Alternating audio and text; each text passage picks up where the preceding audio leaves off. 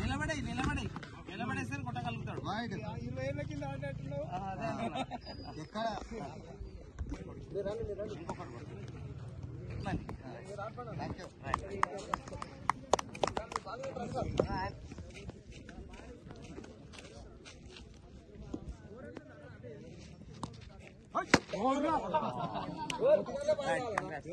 కూడా మర్యాద ఇచ్చిన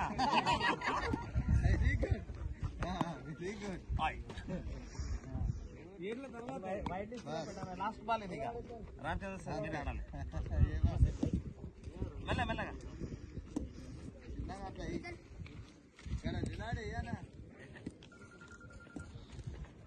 సూపర్ బాల్.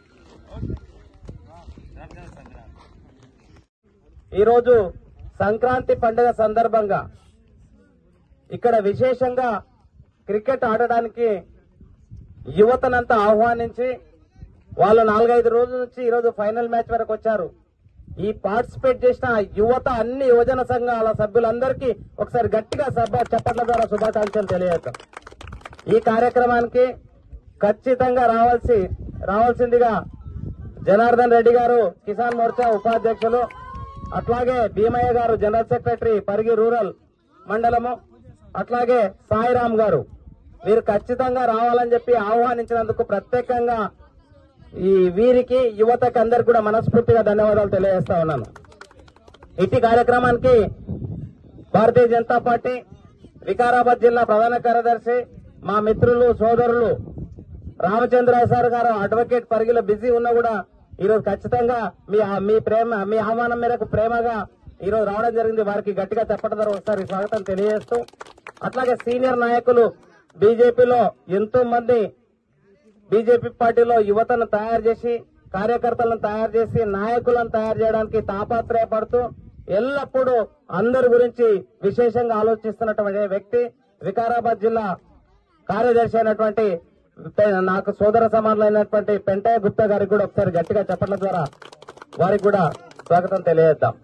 ఇక విషయానికి వస్తే గ్రామీణ ప్రాంతాల్లో మనకి ఎలాంటి ఇక్కడ ఇండస్ట్రీస్ లేవు, గాడ్ ఫాదర్స్ ఉండరు, ఎవరు సహకరించే వాళ్ళు ఉండరు.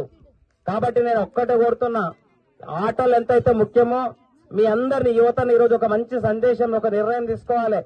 చదువే మిమ్మల్ని ఏ బీదరికం అనే చాలా మంది ఏమనుకుంటారంటే వ్యవసాయం చేస్తాం, కూలీ చేస్తాం, ఇంటి దగ్గర పరిస్థితులు బాగాలేవు, మా నాయన అట్లుండు, మా అమ్మ ఇట్లుండు అని చెప్పేసి చాలా కుటుంబాలు అట్లా ఆలోచిస్తూ మీరు వెనుకబడతారు.